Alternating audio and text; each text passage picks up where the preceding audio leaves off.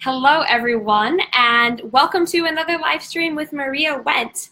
I hope you guys are doing fantastic today. I'm super excited to be talking with you a little bit about how I personally built the loyal raving fan base. And I was really inspired to make this live stream because I was watching this video and this guy was talking about how in order to make a lot of money in your business, you really don't need to have hundreds of thousands of followers. What he was saying, hey Stephanie, hey Emily, what this gentleman in the video was saying is that what you actually need is a loyal audience base of about 1,000 people or less. So he was making the claim that, new entrepreneurs especially, I know, look at my shirt, guys. Oh, I'm so excited. Not girl boss, not lady boss, just boss. And also, other pro, it's ridiculously cozy. I wore this all day yesterday, and not gonna lie, I'm wearing it all day today again because it is just that cozy. Oh, and thank you so much. I'm becoming more and more blind as I be on Facebook and the internet all day long, so I needed to get these glasses. Okay, so basically what this guy was saying in this video was that you don't need hundreds of thousands of followers. You don't need 1 million Instagram followers. You don't need, a Facebook group with 30,000 people in it. What you need instead is a loyal audience base of about 1,000 people or less. And he said that he's done a lot of research on this because he owns several very successful YouTube channels. And he was saying that his argument was that he learned this when he had around 1,000 followers. That's when he was able to really make a tremendous difference in his business. And I found that to be true. So I would say I have about maybe 1,000 to 2,000 really loyal followers, people that, they read all my stuff, they're on my list, they're in my group. I have about 1,000 to 2,000, and I've been able to make over 6 figures from that small of an audience. So it's definitely possible. I'm testimony to it, and it was very different. It was very unique because I think that all of us, I would say somewhat emerging entrepreneurs, we feel the need to have, speaking for myself, I feel the need to have, 30,000 people in my Facebook group or, 100,000 people following me. But it's what I learned and what I realized is that you don't need that many. You just need a smaller, loyal audience base. So I wanted to share with you guys what I did to build my current and existing fan base because it isn't that hard. It's simple and it's straightforward and it's not that hard to do. I mean, 1,000 people, that's not that hard. And honestly, Stephanie, that's what he was saying, and he used tons of examples. I should share the link to the video.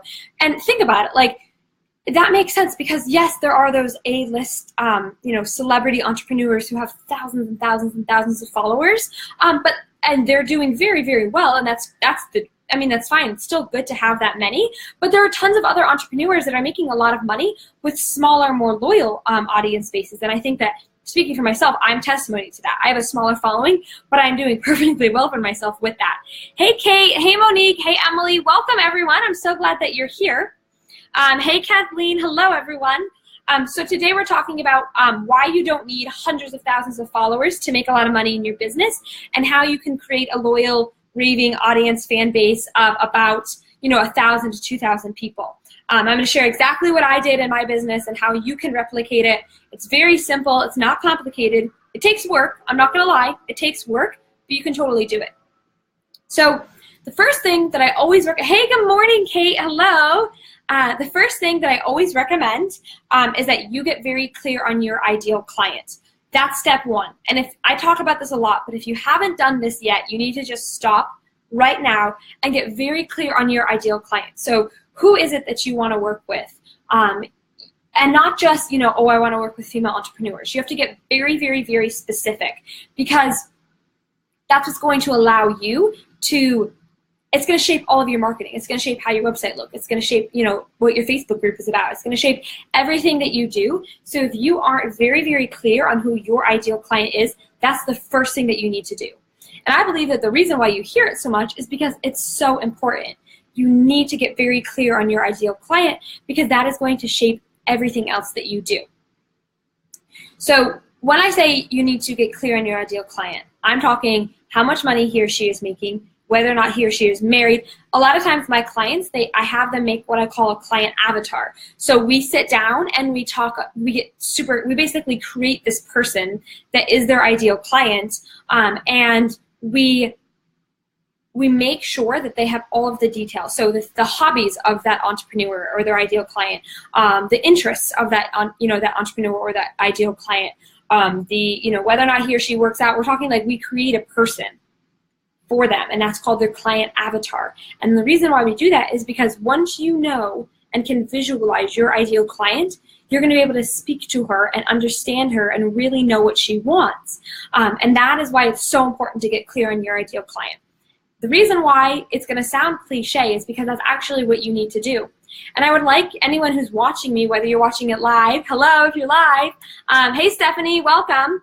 Whether you're watching this live or if you're watching the replay, I really want you to ask yourself, have I actually sat down and gotten clear on my ideal client?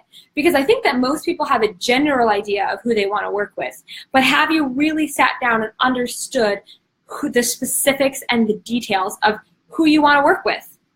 Because that's very important. So that's your first step. If you're serious about creating a loyal, raving fan base, the first thing that you need to do is just get very, very clear on your ideal client. Stephanie, hello, how have you been? You've been so busy.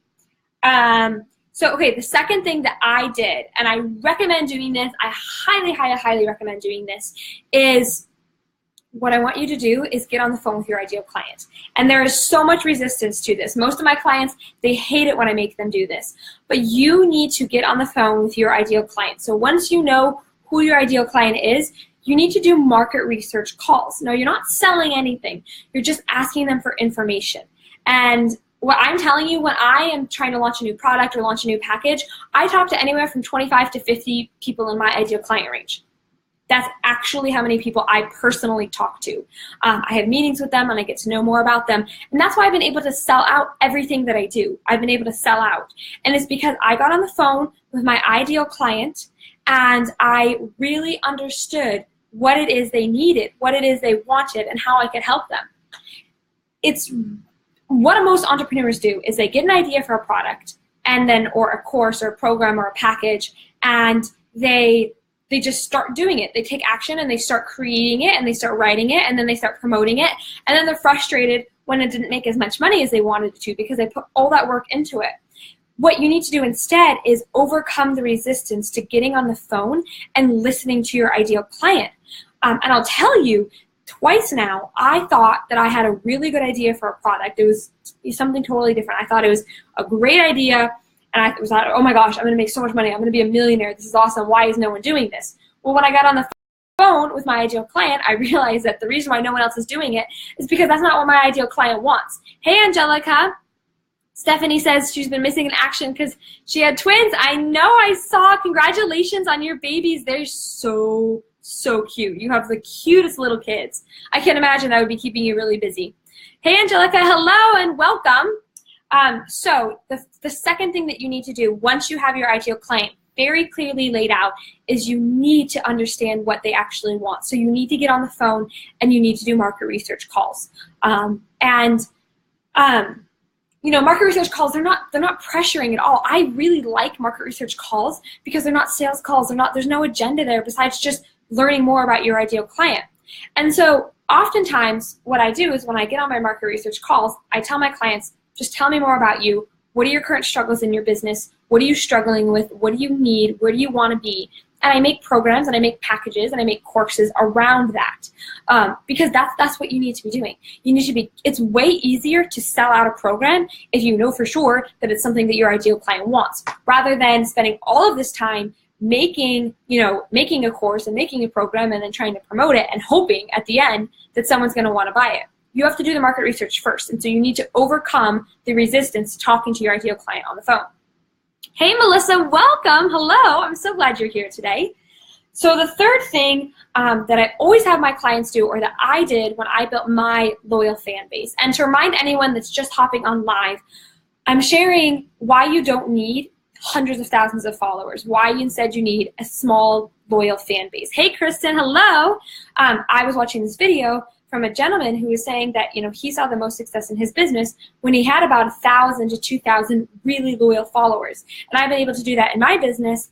And a lot of people, you know, you look around, that's what they're doing, is they're making a lot of really good money from a smaller, not hundreds of thousands fan base. And so I'm sharing with you guys how you can create that loyal fan base, how you can create those raving fans that are excited for you to launch things. So once you've really gotten clear on your ideal client, and once you have gotten on the phone with her and you've done the market research calls that you know you need to do, the third thing that you need to do is demonstrate how you're going to take your ideal client from their current reality to their from their current reality to their desired reality. And I'm going to explain what I mean by that. So your ideal client has a current reality right now. And let's use a health coach, for example.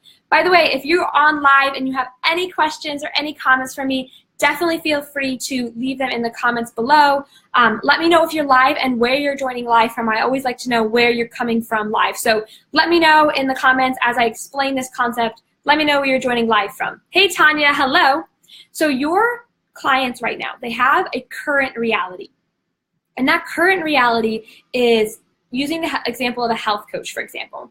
A current reality might be, my ideal client is a woman who wants to lose weight. She wants to get her body back. She wants to look more healthy. She wants to have more energy. That's her current reality. Her current reality is she's lethargic, she's overweight, she's not healthy, she doesn't feel good about herself, and she has low self-esteem. So that is your current reality, your ideal client's current reality. Their desired reality is she wants to look good in a dress. She wants to feel good about herself. She wants to have more energy. She wants to be more healthy. She wants to get her confidence back and to be excited about going out. So that's their desired reality. So what you have to do in order to create that loyal raving fan base, you have to demonstrate how you are going to take them from their current reality, which is wanting to be overweight, unhappy, unhealthy, not feeling good, to their desired reality, which is to be, look good and feel good and just be so confident in themselves. So in my experience, I have seen the most success in my business when I stopped talking about vector files and I stopped talking about fonts and I switched to sharing how my clients were doubling their income after working with me. They were making more money and they were way more successful in their business and they were having tremendous launches. So when I stopped talking about the weird details and I started focusing on showing how I was taking my clients from their current reality to their desired reality, that is when I saw my entire business explode.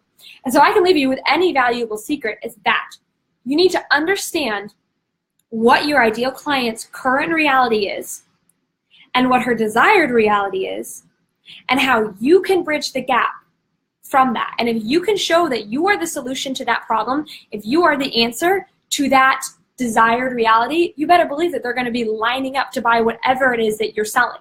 Because you've just demonstrated how you're the answer to their problems. You're the solution to everything that they need. Tanya says, OMG, that shirt.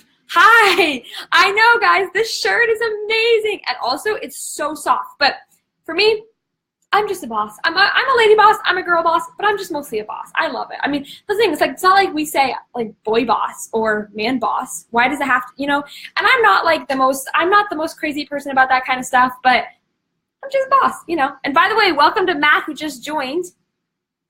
So once you have demonstrated in your brand and in your business, on your website, on your social media, how you're going to take your clients from their current reality to their desired reality, you have to become the solution to their problem. And what I personally like to do, and it's really been successful for me, is I like to show up and just provide value for free. So that's why I do these Facebook Lives. That's why I have a Facebook group that I run and I monitor. That's why I answer the million messages that come to me through Facebook. I just like to show up and show that I am a solution to their problem. So if someone has a quick Squarespace question and I help them out, I've just become the solution to their problem. I've helped them. And now I don't do this as much as I used to just because it's kind of getting overwhelming. But when I was first starting out and I didn't have any following at all, hey, Vicky, hello. I had free time, right? I didn't have the clients that I do now. I didn't have the managing levels. I didn't have a team that I had to manage. So what I did when I was first getting started is I really just showed up and started building a reputation for myself as someone that would solve other people's needs. Hey, Kim. By the way, Kim, I'm going to send you a message after this live stream. I've been meaning to send you a message for a while now. So I'm going to send you a message after this live stream. So especially when I was first getting started and I didn't have a following, I didn't have an audience, I just helped people out. Hey, Mary. Hello. Welcome. I just became the solution to their problems. So it was, simple little things like, answering a question I had about branding or helping someone choose a logo if they were like, oh, logo A or logo B, which one do you like better, Maria? I would just answer their questions. I really just showed up and became the solution to their problems in a small way, and then they became my followers and oftentimes my clients, and I was able to solve their problems in a big way. So every person joining me on this live stream right now, I'm solving a problem that you have. You're on this live stream right now because you want to build a bigger, more loyal, more raving audience. And I'm sharing with you right now how you can do that. And that is me in a very small way becoming a solution to a small problem that you have. And so I'm doing this, A, because I want to help you and I like you guys and I love doing these live streams. By the way, hello to Amanda, welcome. But I'm also doing this because this is helping my brand. This is helping me help you, and my business succeeds because of that.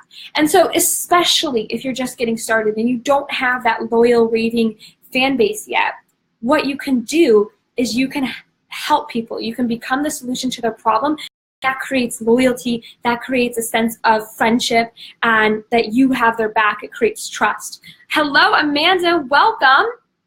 So really, I want to encourage you guys, if you're just getting started in your business and you don't yet have that loyal audience that you want, take time to help people out. Become the solution to their small problem so that you can become the solution to their big problem later on. Okay, the fifth thing that I did, especially when I was getting started, hello to Mariana and to Vanessa, hello. The fifth thing that I did is I figured out where my ideal client was, and I just hung out there. So when I was starting my business, believe it or not, I did not know that Facebook groups were a thing. I had no idea that Facebook groups existed. And we all remember what our experience was like with Facebook groups for the first time. It's an experience unto itself. But when I first started my business, I didn't know that Facebook groups existed. I just knew that I wanted to work with people like me, who were ambitious, who wanted success, who were going places, who loved to travel, who wanted to work for themselves. They wanted to leave their 9 to 5. I just knew that I wanted to work with like-minded people. So I did research and figured out where they were hanging out. Thank you. Thank you. I love my sweatshirt. Hey, Becky. Thank you. I know I'm obsessed with this. It just came in. It came in yesterday, and if I'm being honest with you guys, it came in yesterday, and I've not stopped wearing it. This is the second day that I'm wearing this because I am that obsessed with it, and I'm not even going to apologize. I love this. But so, anyways, when I was starting my business, I had no idea that my ideal clients were on Facebook. For all I knew, they were like on LinkedIn or God knows where. I had no idea. But I did research, and I figured out that that's where my ideal clients were. But if your ideal client is a new mom, maybe she's not on Facebook. Maybe she's, oh, did I buy it from you, Jacqueline? I could not remember. Is it Jacqueline? Jacqueline. I could not for the life of me remember who I bought this sweatshirt from. So if I bought it from you, comment in the comments so that people can know that they can get it from you. I was going to go do research and try to look up who I bought it from because for the life of me, I couldn't remember. So if your ideal client, though, they may not be hanging out on Facebook groups, and that's a mistake that I see people making, is that they think that because Maria's ideal clients are on Facebook, well, that means my ideal clients are on Facebook. But your ideal clients might be at the gym. Your ideal clients might be at the grocery store. Your ideal clients might be at your mom's group. So it really depends on. Hey, Valerie, hello. It really depends on where your ideal clients actually are hanging out. If I were to make a big change in my business and start marketing myself to very professional corporate companies, you better be damn sure I wouldn't be in Facebook groups. I would be on LinkedIn. I would be in networking events. I'm on Facebook, and I'm in Facebook groups because that's where my ladies are. That's where my ideal clients are. So Facebook groups might not be the best place for you to market your business, and that's okay. You just need to figure out where your ideal clients are hanging out and be there. Hey, oh my gosh, yes, grab a t-shirt. Oh my gosh, okay, so Jacqueline is saying that grab the sweatshirt because tomorrow is the last day to grab one for the next shipment. And I'm not even getting anything for this. This is no affiliates. This is nothing. You seriously need to have this shirt just for the comfort alone, but also because it's awesome. And I am so excited that I wore this for 2 days straight. So I slept in this and I wore it yesterday and I'm wearing it all day today. I'll probably wash it after that, but it is soft and fluffy and I love it. So click the link that Jacqueline just posted in the comments and get your sweatshirt because it is awesome. Hey, Kirsten, hello. So to wrap everything up, your ideal client may or may not be on Facebook groups, but what you need to do is figure out where he or she is and be there. Just make yourself visible, show up, solve their problems. Yes, Jacqueline. Oh my gosh, this is the softest shirt I've ever, or the softest sweatshirt I've ever worn. Honestly, the inside, I want to like show you, but I don't want to show my stomach on Facebook Live. It's so soft. So I'm going to recap. If you want to build a loyal raving fan base that is excited to purchase from you, that loves following you, that interacts with you on your live streams, these are the 5 things that you need to do. 1, you need to get very clear on who your ideal client actually is. 2, you need to get on the phone with him or her, and understand what it is that they really need help with, what it is that they're really, really struggling with. 3, you need to show how you're going to get them from their current reality to their desired reality. You need to become the solution to their problems in a small way so you can become the solution to their big problems. And finally, number 5 is you need to figure out where they're hanging out, and you need to be there. That is everything that I wanted to share with you guys today. Thank you so much for joining me on this live stream. Tomorrow I'm going to be going live, and I'm going to share with you guys how I do my brand strategy calls and how that almost always results in the high conversion rate that I have. I have a conversion rate of about, gosh, I don't remember what it is. It's I just did the math on it. I want to say it's like 1 every 2 calls. It's like a 50% conversion rate, which is really good for premium packages. But what I'm going to do is I'm going to walk you through how I have my brand strategy calls and how I make them not feel salesy, how I make them not feel, gross, and how people are honestly excited to work with me and what that looks like. So hopefully this was helpful. Leslie, welcome. We are just finishing up, but you can catch the replay. Kate, I'm so glad you enjoyed this. I'm so glad that you joined me. I'm switching back to 10 o'clock Eastern time for my live streams because that seems to be a better time. I was getting less engagement on the 1 p.m. calls. So I'm switching to my 10 a.m. Eastern time because honestly, what I found too is if I push it in the afternoon, then I get like a million client things going on, and I tend to do it less. So I love doing these live streams. I'm going to be doing it at 10 a.m. every day Eastern time. You can figure out your time zones. And if you have suggestions for live streams, leave them in the comments, send me a message. The brand clarity call was actually a requested live stream, so I'm excited. I don't get requests that often, which I don't know why, because I go live every single day. So y'all would do me a favor if you would give me live stream suggestions. So send me live stream suggestions. Tomorrow is going to be a requested one, and I will see you tomorrow at 10 a.m.